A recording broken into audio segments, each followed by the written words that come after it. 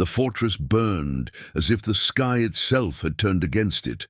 Shards of alien crystal and molten metal rained down over Firelight Citadel, once the pride of the Dravari Empire. Now, it was a broken ruin. Above it, human warships hovered like silent gods, their weapons still glowing from the orbital strike.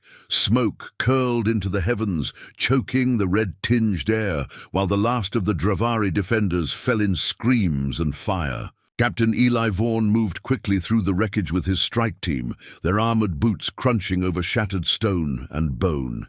His pulse pounded in his ears, not from fear, but from focus. He had fought through 4 Dravari campaigns already, but this one was different. They weren't here just to break a fortress. They were here for her.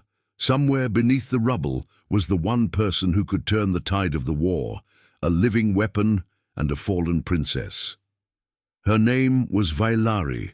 She was the daughter of the Dravari Queen Mother, the next in line to command their empire, and the only being alive who held the genetic key to shut down their battle networks. That made her the most valuable target in the galaxy, and perhaps the most dangerous. Eli's squad advanced with weapons raised. Every corridor was scorched, bodies slumped against walls, their silver blood drying fast. The air was thick with smoke, heat, and the eerie hum of dying alien tech. They passed shattered statues of winged rulers and torn banners fluttering weakly in the wind. The deeper they went, the quieter it became, until only the soft sound of crackling fire followed them. Eli led them into the heart of the citadel, down a spiraling hall where light flickered from broken crystal lanterns. Then they saw her. She knelt in the center of the ruined throne room, surrounded by collapsed pillars and shattered glass. She didn't run, she didn't cry, she simply looked up at them, her violet eyes glowing faintly. Her silver-white hair was tangled and streaked with ash, and her wings, those signature symbols of Dravari nobility, were torn and bloodied. She was dressed in a once royal robe, now tattered and singed, and yet she held her back straight, her chin high. A princess. Even in chains, Eli stepped forward, rifle lowered but ready. "Princess Vailari?" he asked, his voice sharp over the comms. She tilted her head slightly, surprised he knew her name. "You speak the tongue of humans," she said softly, her voice calm but tired. "Then you must know what I am." Eli gave a short nod. "You're the reason we're here."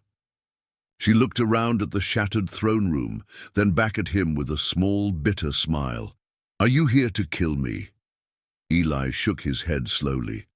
"No, we're here to end a war." At that, something flickered in her eyes. Relief, maybe. Or something deeper. Pain, regret. She didn't argue, she didn't beg. Instead, she did something no one expected. She reached out a trembling hand and said, "Then let me help. Not just end it, change it." For a heartbeat, no one spoke. Even Eli was stunned. Everything they knew about the Dravari told them this kind of surrender was impossible. Their rulers didn't kneel. They fought, they conquered, they destroyed. Yet here she was, kneeling in ruins, asking not for mercy, but for purpose. There was no time to debate. Sensors were already warning of incoming Dravari ships. The rescue window was closing. Eli gave the signal, and the team moved forward, carefully but without threat. They put her in restraints. Protocol demanded it, but she didn't resist. As the gunship arrived, lifting dust and smoke with its thrusters, Vailari looked back at the citadel one last time. It had once been her home, her future, her prison. Now it was just ash. She turned to Eli as they boarded. "You have no idea what's coming," she said quietly. "They will burn entire systems to find me." Eli met her gaze. "Then let them come." The hatch sealed, engines flared, and the ship shot into the sky, carrying a princess, a soldier, and the fragile beginning of something no one in the galaxy had ever seen before, a chance for peace between 2 deadly enemies. The cell was quiet, cold, and built deep inside the human flagship Resolute Dawn, a battle-hardened dreadnought still bearing the scars of countless space wars. Princess Velari sat with her legs crossed, her wrists bound by light cuffs that shimmered gently, draining her strength without pain. The humans had been respectful, careful even, but she could feel the weight of fear behind their every move. She wasn't just an enemy, she was the heir to a race that had turned suns into weapons and wiped planets clean of life. Yet she sat still, eyes closed, wings folded against her back, trying to hold on to fragments of old memories, of her mother's voice, of palaces high above the clouds, of a time before blood had flooded the stars. The door hissed open. Captain Eli Vaughn stepped in, his armor powered down but still on. His face was lined with sleepless nights, yet his posture was as sharp as ever. In his hands he carried a small holoprojector. He placed it on the table between them and activated it. A map of the galaxy blinked into life. Red zones, pulsing threats, systems under siege. Dravari fleets were on the move. They were tearing across neutral zones, hunting something, hunting her. Velari opened her eyes and stared at the red pulses. "They think you're using me as a weapon," she said. Eli gave a grim nod. "And they'll burn every world in their path to get you. Back." She studied his face. "You don't plan to return me?" It wasn't a question. "No," Eli replied. "You're not a bargaining chip, you're a key." He tapped the map. "You said you want to help, prove it. What is the Dravari doing near Vega 9? Why are they pulling energy from a dead star system?" Velari leaned forward. "They're building something, not a weapon, something worse. A legacy project, the Queen Mother's final command. If she falls, it triggers." Eli frowned. "What is it?" She looked up, her voice flat. "It kills everything with a pulse in 1,000 light-year radius, not just enemies, everything. The Dravari don't believe in defeat. They believe in endings." For a long time, Eli said nothing. Then he stood and turned to leave. "Prepare yourself. We're heading to Vega 9.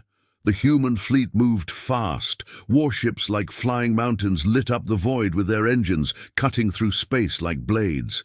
Inside the command deck, tension crackled. Officers relayed coordinates. Scanners picked up enemy shadows. And the stars beyond the windows seemed darker than before. Velari stood beside Eli, no longer cuffed, though watched carefully. She pointed to weak points in the Dravari's warp relay systems, places where sabotage would stall their reinforcements. She spoke of the Sunforgers, an elite Dravari unit, guarding the Vega 9 site, and of the underground cathedral-like structure where the legacy weapon was buried. Every word she gave cut her pride like a knife. But she kept speaking. Humanity needed to understand. This wasn't just about war anymore. It was about survival. As the fleet reached the Vega system, enemy ships uncloaked like wolves from the mist. The sky lit up in an instant. Beams of plasma crossed the void. Shields flared. Explosions rippled across black space as fighters dove into the fray. Eli's ship bucked under impact, alarms blaring, crew shouting orders. "Status," he barked. "Hull breach in Sector 4. Shields at 60%. Multiple hostiles incoming," someone shouted. "Take us in close," he ordered. "We're not here to win the fight. We're here to end it." Behind him, Velari's eyes narrowed. She activated a small device on her wrist. One they'd allowed her to keep. A Dravari genetic key, now linked to a sabotage code she had designed in secret. "Give me 5 minutes," she said. "Get me within range of the cathedral, and I'll shut the legacy project down forever." Eli didn't hesitate. "Get her to the drop pods." Moments later, a pod launched from Resolute Dawn, diving straight toward the burning surface of Vega 9. Inside, Velari and a small strike team braced as the pod rocked violently, enemy fire streaking past them. Her heart pounded. This wasn't her home. These weren't her people, and yet, for the first time in her life, she wasn't being used as a symbol or weapon. She was choosing to fight, not for her empire, for life, for a chance to build something new in the ashes. The pod hit the ground hard, doors blasting open. Gunfire met them instantly, but Violari didn't flinch. She stepped out, wings spread, and led the charge into the fire. The sky above Vega 9 boiled with fire as the drop pod's doors exploded outward. Smoke and ash rushed in, choking the air. But Violari didn't stop. She burst forward, her wings flaring for balance as her boots hit the broken ground. Around her, the human strike team moved with precision. 3 soldiers to her left, 2 on her right, their weapons already barking plasma into the chaos. The ruins of the old Dravari Cathedral loomed ahead, a black silhouette against a sky lit by war. Its massive spires were cracked and burning, but deep inside, the legacy weapon pulsed with life. Dravari defenders swarmed the entrance, their armor glowing red, their rifles releasing sharp bolts of light. The humans returned fire, ducking behind wreckage and dragging wounded comrades back. Violari didn't hesitate. She charged straight into the heart of the storm, moving with the grace of royalty and the fury of survival. Her wings snapped shut as she ducked low, rolling under a plasma burst, then drove her blade, taken from a fallen enemy, straight through a Dravari's chest. He looked at her with shock, whispering her name like a curse, and then fell silent. She didn't look back. Captain Eli's voice crackled in her earpiece, thick with static. "We're breaching the outer walls now. You need to get inside and disable that core before the enemy triggers it manually." She answered with a breathless, "Understood," and kept pushing forward. The human squad opened a gap in the defense line, and Violari sprinted through it, ducking and weaving through flames and rubble. The cathedral's main doors had collapsed, revealing a gaping maw of shadow and glowing machinery within. She entered alone. The interior was colder than outside, silent except for the low hum of ancient alien energy. Crystal conduits ran along the walls, all leading to a single massive structure at the center. A sphere suspended in the air, spinning slowly, covered in red runes that pulsed like a heartbeat. The legacy weapon, her mother's final curse. It was alive, waiting for the moment to release death on a galactic scale. Violari stepped toward it, fingers shaking as she reached for the device on her wrist.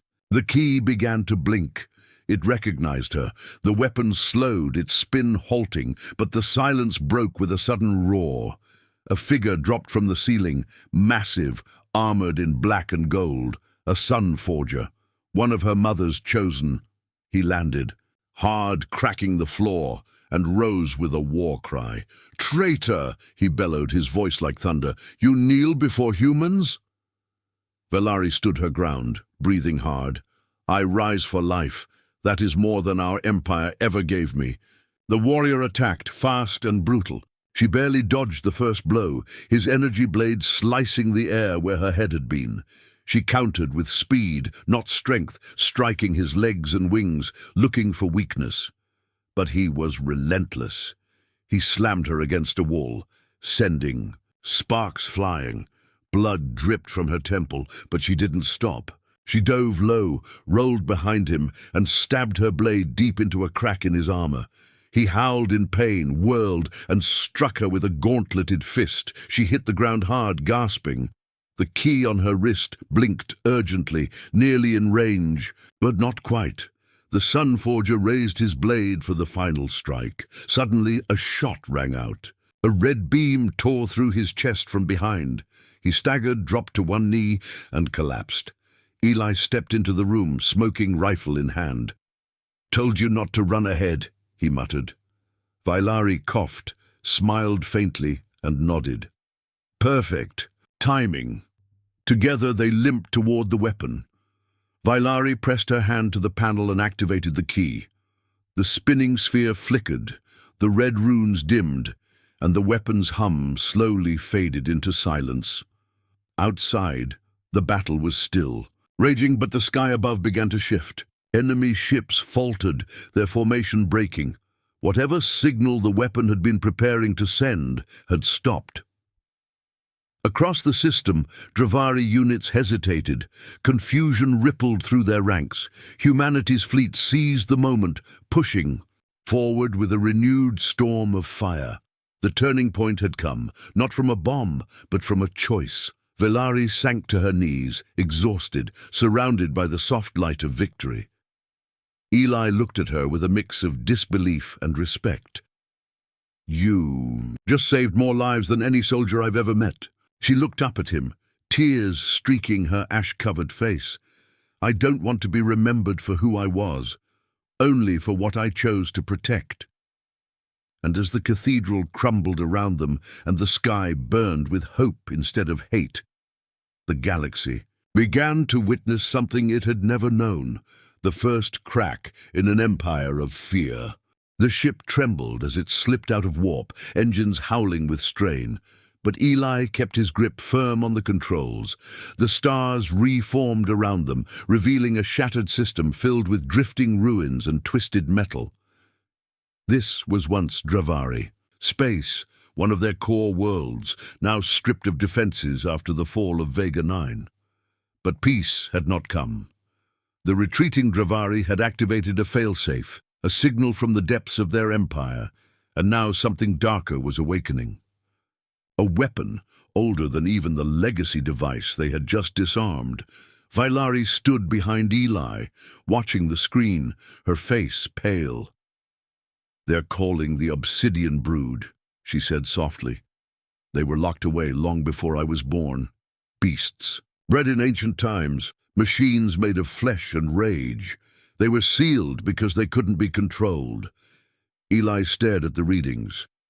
"And now your people are desperate enough to open the vault?"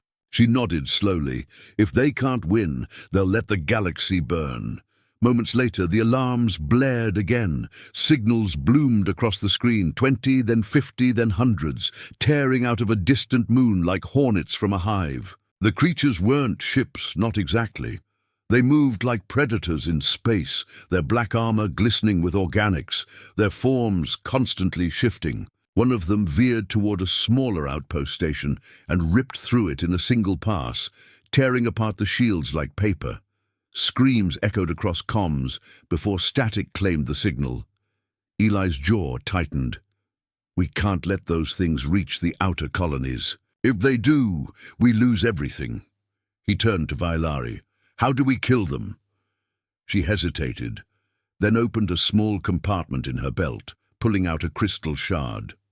"There's one place, the cradle." It was a hidden forge world, deep, inside a dead star's orbit. That's where they were made and where they were bound. "I can use this key to trigger the containment field, but only from inside." Eli frowned. "Suicide mission." She looked him in the eyes. "Only if I go alone." They gathered the crew, every human soldier who had survived Vega 9, and launched toward the cradle with stolen Dravari codes. As they dropped into orbit, the star pulsed ominously, its light dim and cold, yet the gravity was immense. Black towers rose from the planet below like claws, ancient and dormant, until the Obsidian Brood sensed them coming. The moment the humans entered the atmosphere, the beasts swarmed. They came by the dozens, flying through storms and ash, spitting plasma and shredding metal with razored limbs. The sky turned black with wings and teeth. Eli manned the turrets, blasting down attackers as the dropships zigzagged toward the surface. Explosions bloomed everywhere, ships falling, comrades screaming, but they kept going.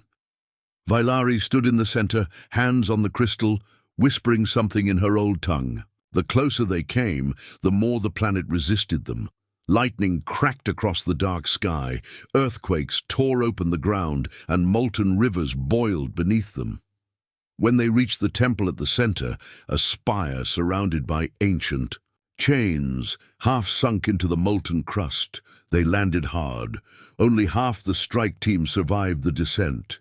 Eli helped Vailari from the wreckage. Both of them burned, bleeding, but still moving. "How long do we need to hold it?" he asked. She looked at the spire. 7 minutes. Once I place the crystal and start the seal, the energy field will impurge the system and collapse the vault. 7 minutes, Eli repeated. Then we buy you 8.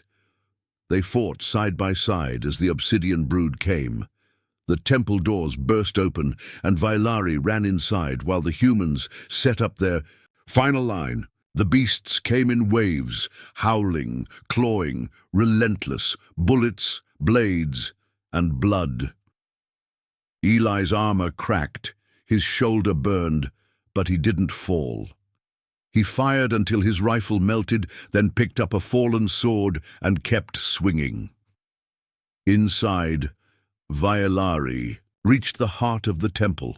A great core pulsed with red and violet light. She climbed the narrow platform, dragging herself over sharp stone, and jammed the crystal into place. The structure screamed as ancient systems came to life. Chains began to glow, the planet itself trembling. "You were never meant to be born," she whispered to the obsidian brood, her voice full of sorrow.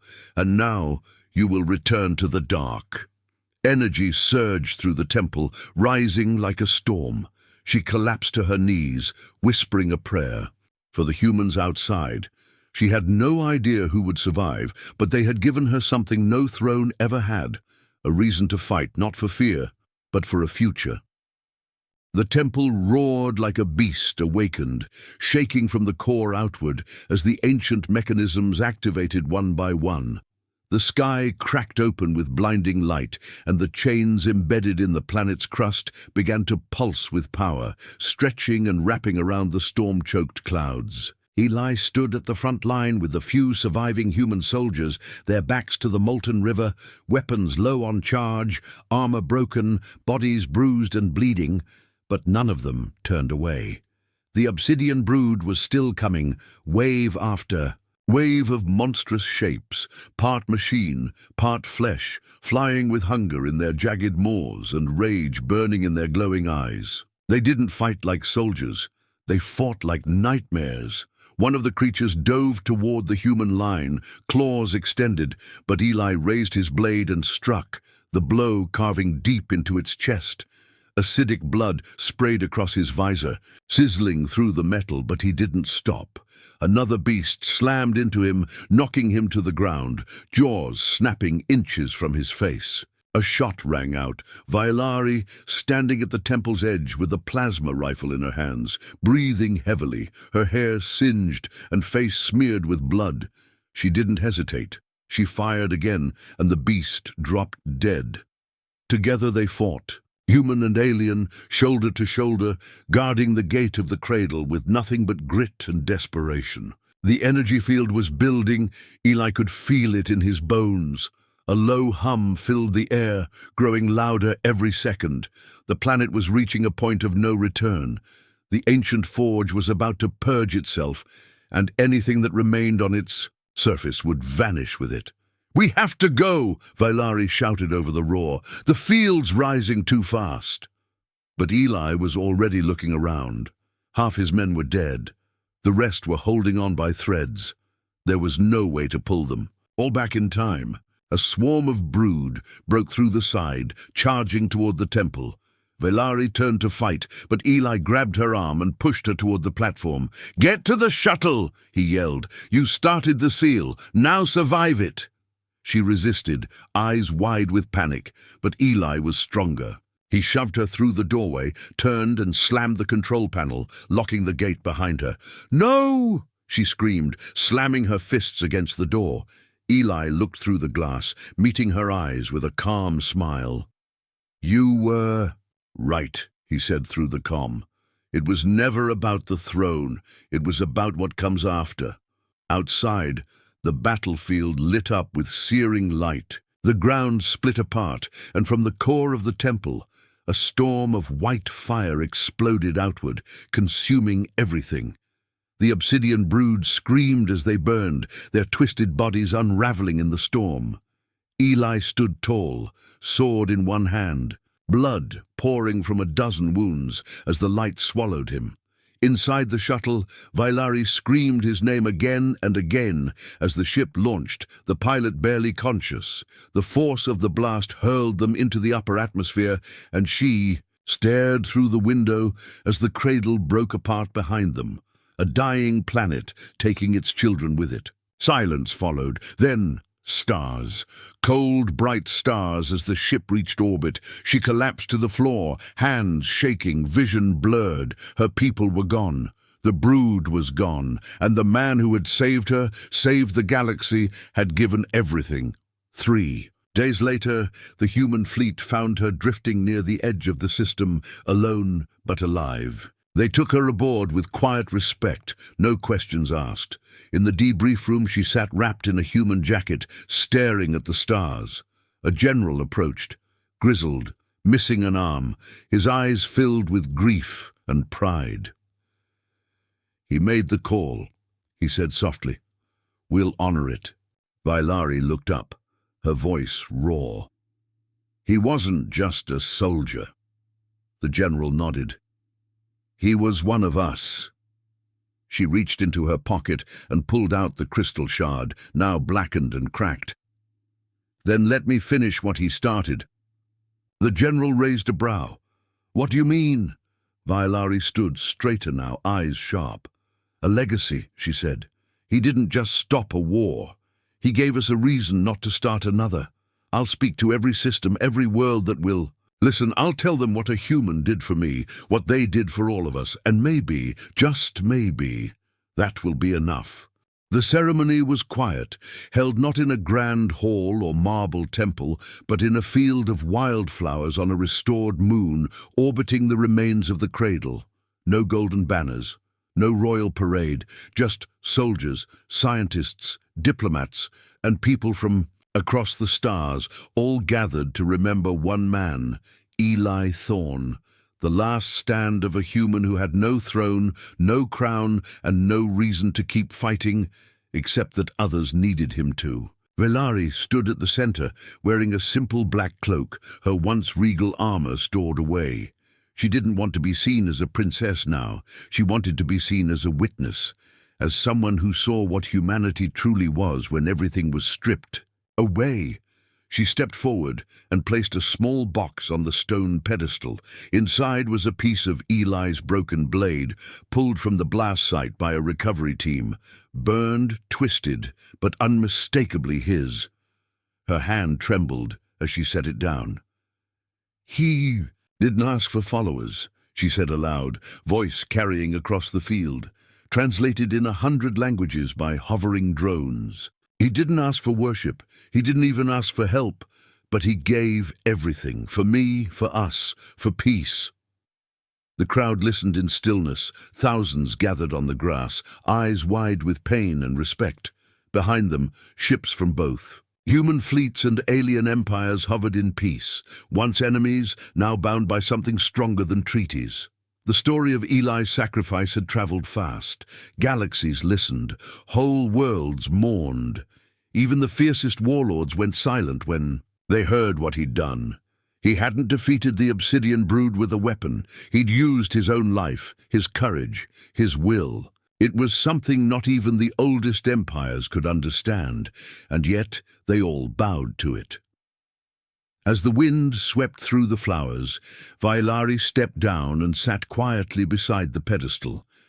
Her people had crowned her again, this time not with jewels but with trust. She was no longer a prisoner or a pawn. She was the voice of peace, and she would not waste it. She traveled from system to system, holding meetings, not with rulers, but with their children, their farmers, their engineers. She told them what a human did when no one else would. She shared the message Eli left her with in his last breath, that the future was not something to control, but something to build together. The humans, for their part, changed too. They didn't build statues of Eli or rename cities. Instead, they opened programs for alien refugees, created schools where all species could learn side by side, and trained joint defense teams who used both alien and human strategies. They didn't want to rule, they wanted to protect, and that made them stronger than any empire. Even Valari's old enemies, the broken lords of the empire that had captured her, offered their silence in respect. Some even sent envoys, shaking, hands with the very humans they once called savages. It didn't all happen at once. There were still riots, distrust, old scars that refused to heal. But something had shifted, something deep, a seed planted in blood, now growing into a tree no one could cut down.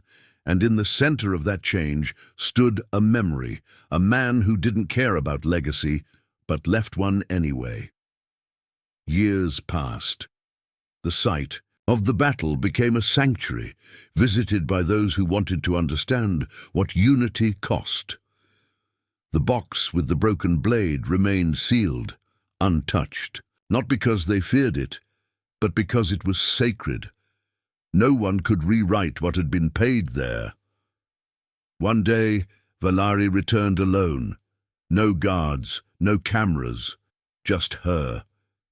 She knelt before the pedestal, now covered in vines and flowers. The stars blinked quietly above her. She spoke softly, as if Eli might still be listening. "You told me to survive," she whispered. "I did more than that. I built something.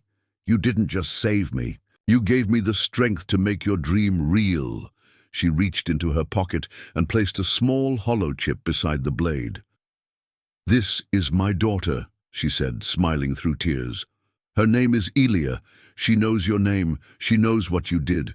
And she'll carry that fire forward, just like I have." She stood slowly, looking up at the stars. "You gave me mercy," she said. "You gave me purpose, and now you gave me a legacy." Then she walked away, leaving only the wind and starlight to guard what remained. And the galaxy, forever, changed, watched in silence, never forgetting the human who chose sacrifice over silence and hope over fear.